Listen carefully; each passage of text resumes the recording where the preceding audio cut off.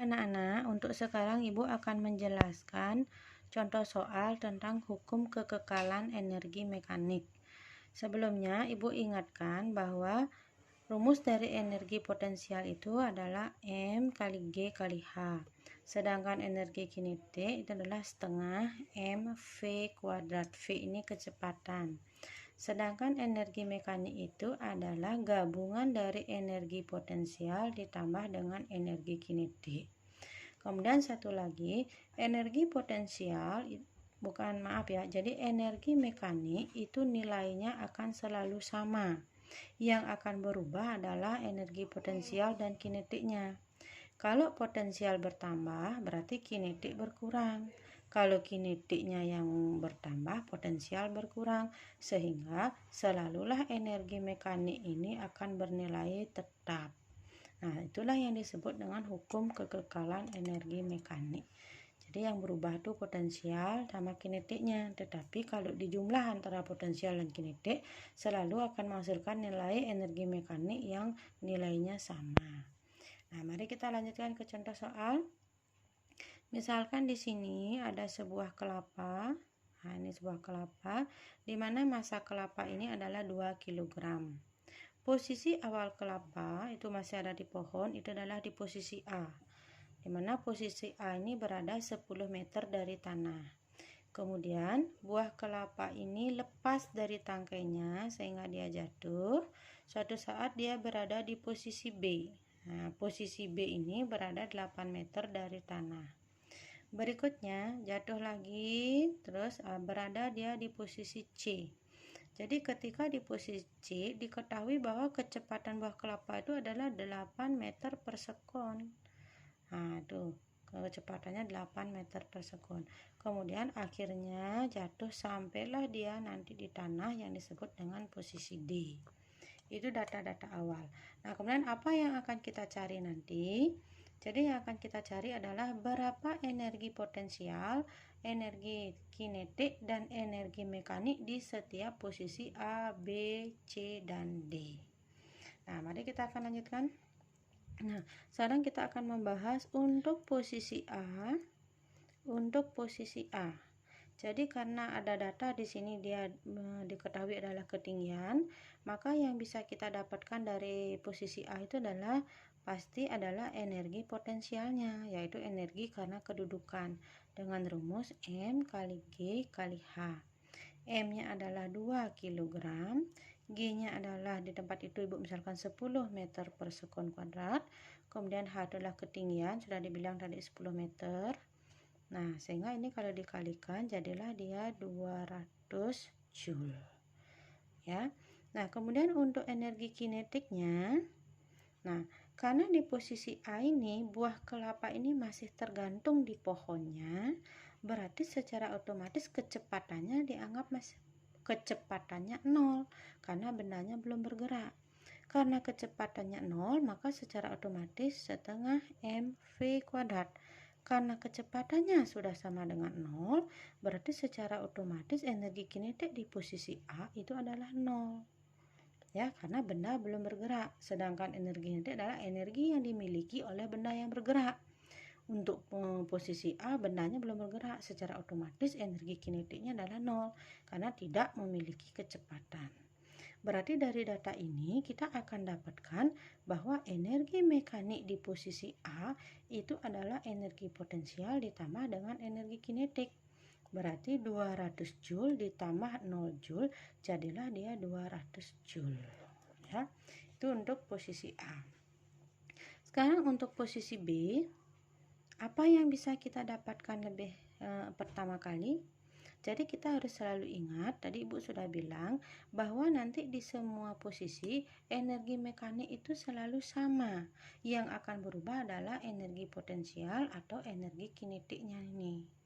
Jadi dari konsep ini, kalau di posisi A adalah energi mekaniknya sebesar 200 Joule, berarti di posisi B pun energi mekanik di posisi B itu akan sama, yaitu sebesar 200 Joule. Itu kita sudah boleh tulis awal.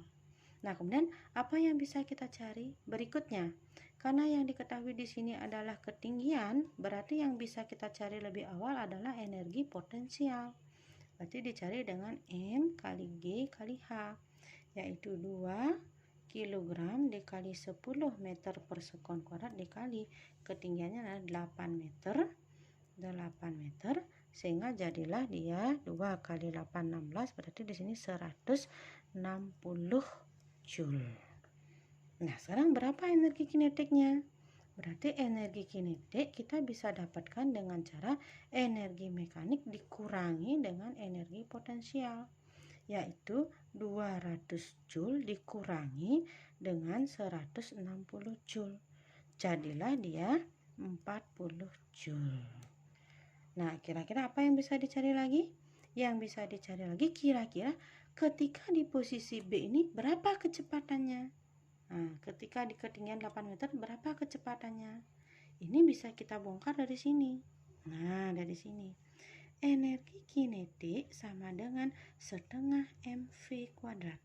Kita dapat dari sini energi kinetiknya adalah 40, kemudian setengah masanya adalah 2 kg, kecepatannya. Setengah dikali 2 ini bisa dicoret jadi hilang. Jadi 40 sama dengan V kuadrat. Jadi V sama dengan akar 40 ya. Jadi ketika dia di posisi B itu kecepatannya adalah akar 40. Itu yang bisa kita dapat ya. Jadi energi mekaniknya tetap, energi potensialnya 120, energi kinetiknya 40. Kemudian kecepatannya adalah akar 40. Sedangkan sekarang untuk posisi C, apa yang kita bisa dapatkan? Kita lanjut ke posisi C. Ketika sudah di posisi C, kita lanjut sekarang posisi C. Tetap yang kita bisa tulis pertama adalah energi mekaniknya adalah 200 Joule. Ya. Kemudian karena di sini yang diketahui adalah kecepatan, berarti yang bisa kita cari lebih awal itu adalah energi kinetik. Jadi energi kinetik di posisi C itu adalah setengah mv kuadrat. Jadi setengah dikali masanya 2 kg, kemudian kecepatannya 8 meter per sekon dikuadratkan. Setengah dengan 2 hilang, 8 kuadrat itu adalah 64, jadi meter kuadrat per sekon kuadrat. Kilogram ya, kilogram meter kuadrat per sekon kuadrat ini akan sama dengan 64 Joule ya. Nah, kemudian energi mekaniknya sudah, energi kinetiknya sudah, berarti bisa kita cari sekarang energi potensialnya adalah energi mekanik dikurangi energi kinetik. Berarti 200 Joule dikurangi dengan 64 Joule itu akan masih 136 Joule. Ya, kemudian dari energi potensial ini berarti kita akan mencari sekarang. Nah, di posisi berapa nih? Di ketinggian berapa di ketinggian berapa buah kelapa ini sekarang ketika dia berada di posisi C? Ini kita bisa bongkar dari sini. Jadi EP sama dengan M kali G kali H. Ya. Jadi energi potensialnya adalah 136 Joule, masanya 2 kg, G-nya adalah 10, kemudian H.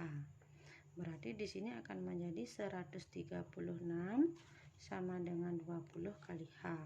136 dibagi 20 sama dengan H.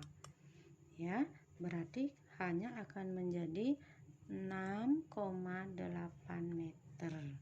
Berarti ketika dia di posisi C ini, dia akan memiliki energi potensial sebesar 136 Joule.